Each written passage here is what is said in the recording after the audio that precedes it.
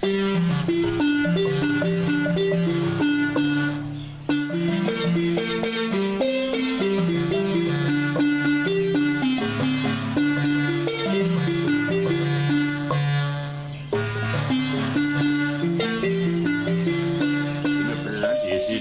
Telmo Célestin, qui suis l'initiateur de cette chaîne. Aujourd'hui, c'est pour vous présenter le balafon. Mais avant cela, je vous dis bonjour, bonsoir, ça dépend du moment ou de où vous êtes. Chers tous, salut. Je vais vous présenter le balafon, ou xylophone, un instrument de l'Afrique de l'Ouest qui sert à beaucoup de choses. En général, le balafon, surtout en pays Senufo, ethnie de Côte d'Ivoire, du Mali et du Burkina Faso, le balafon est utilisé dans les funérailles. Et au Burkina Faso, souvent dans le diapalodrome, c'est-à-dire une boisson locale, une bière locale que les gens consomment, un balafon est placé pour être joué. On trouve aussi le balafon chez les lobbies. On en trouve en Guinée, chez les gens qui ne sont pas des Senufo, je pense que ce sont les Malinqués. Et donc ce balafon-là, je vais vous le présenter aujourd'hui un peu. Et comme je vous l'ai dit, je vous l'ai déjà dit, le balafon est un instrument qui sert à beaucoup de choses. Donc il y a plusieurs sortes de balafons. Voilà. Et voilà un balafon. Celui que je vous présente, il a 16 lattes. C'est-à-dire, le balafon, c'est taillé dans du bois un peu spécial. Voilà. Et vous avez ici le major là, qui sonne le plus bas possible. Donc c'est la basse. Et jusqu'au plus petit, le plus aigu. Entre ça, il y a les différents morceaux. Et comme je vous l'ai dit, il y a ici, sur ce balafon, il y en a 16. Et ces 16-là, il y a les balafons où il y a les 16 notes, ou les 16 morceaux de bois. Ce sont des balafons utilisés en général à l'église pour jouer des morceaux religieux. Vous avez des balafons avec 18 morceaux de bois, donc qui sont utilisés aux funérailles. Et ces balafons, on les appelle le clé. Voilà. Bon, ou la clé, je ne sais pas trop vraiment. Mais le balafon est appelé clé. Et le balafon de 12 morceaux, sont des balafons utilisés aux funérailles. Voilà. Comme je dis funérailles, des fois, tout le monde ne sait pas ce qu'on appelle jouer quelque chose aux funérailles. En pays Senufo et dans d'autres peuples, mais c'est le cas Senufo que je connais bien. En pays Senufo, les funérailles, quand quelqu'un meurt, on danse beaucoup. Même pas parce qu'on est content que la personne parte, mais c'est notre coutume de danser, d'oublier un peu l'amertume qu'elle a. Donc on va jouer le balafon, les gens dansent au son de balafon. Et ces balafons-là comprennent 12 lattes, et qui sonnent les plus forts par rapport à ce que nous jouons, par exemple, à l'église ou les balafons de clé. Donc voilà, ici, je vais vous montrer les différentes compositions du balafon. D'abord, je vous montre d'abord les... je l'avais déjà un peu montré, le bois. Donc, on voit...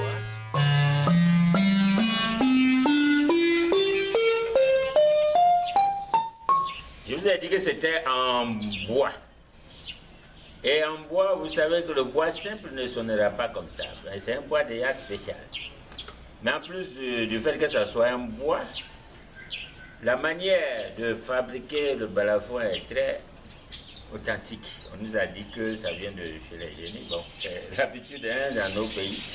Mais je pense que c'est très ingénieux. C'est un instrument très rare, traditionnel, très rare qu'on puisse trouver la même chose quelque part, exactement quelque part. Avant de vous montrer les détails, je vais vous dire déjà que normalement il y a 6 notes. Bon, on prend 1, 2, 3, 4. Voilà, quelqu'un qui fait ça, on voit que ça sonne bien. Si je faisais ça, bon, c'est une note au-dessus ou au-dessous. Donc, ça va comme ça, de 6 en 6. Voilà, de 6 en 6 jusqu'au dernier là-bas.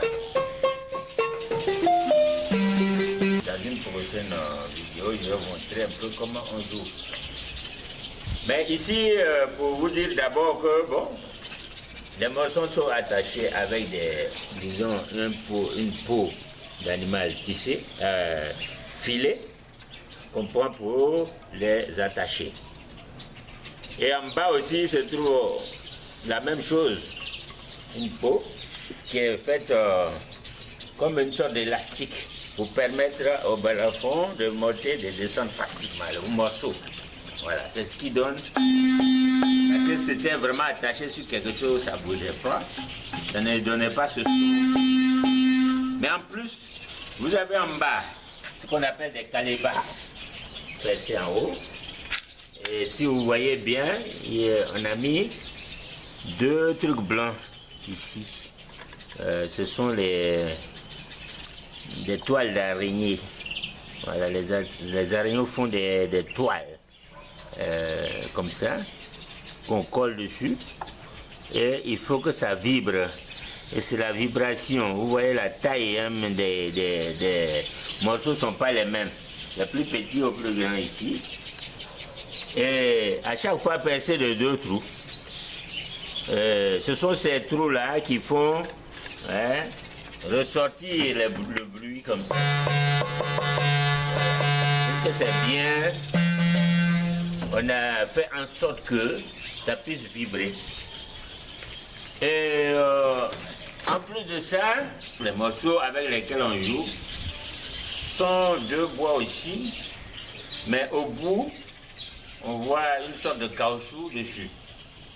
Et ce caoutchouc est fait avec une sorte de sève de bois, voilà, qui ressemble un peu à la latex. Et on met un produit dedans, ça permet au truc de rebondir. Et quand vous tapez dessus, ça rebondit seul. Et c'est ce qui donne le bon son comme ça. Parce que même si on prenait par exemple ça, alors on voit que ce n'est plus la même chose. Donc, avec ça, voilà. Vous voyez déjà que c'est une différence vraiment fondamentale. C'est un instrument vraiment bien réfléchi scientifiquement. À un moment donné, on a pensé que l'Africain ne veut pas de réfléchir, c'est pas beaucoup. Mais si on voit déjà cet instrument, on doit savoir que vraiment ceux qui l'ont conçu n'étaient pas des idiots du tout. Donc, c'était des gens très très intelligents qui ont fait ça. Et qui ont fait des recherches, parce que ce n'est pas commencé comme ça. Quand j'étais petit, on a vu la manière dont le balafon est parti et est arrivé ici. Avant, c'est les enfants qui jouaient ça à terre, quand ils voulaient s'amuser. Et après, bon, finalement, c'est devenu celui-là. On chaise n'importe quel bois, on taille et puis on creuse un trou, on met dessus et puis on jouait. Et même, comme je vous dis, avec des bâtons secs.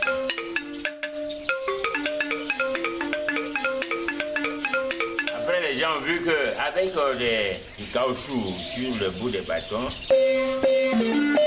ça sonnait beaucoup plus mieux.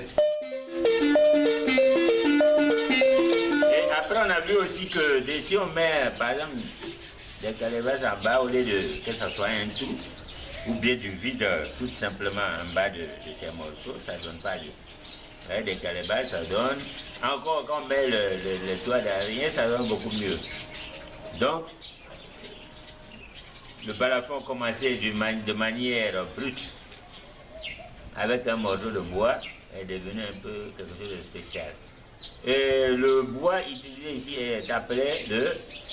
Bon, il y a plusieurs sortes de sonifo. Il y en a qui disent lufiaram, il y en a qui disent nufiaram, il y en a qui disent nufunyanim. Donc c'est un balafon, disons c'est un bois spécial. Et si c'est bien sec, il est dur, très dur, et il résonne très bien. Voilà. Donc, comme je l'ai dit, dans une prochaine vidéo, nous allons voir un peu comment on joue.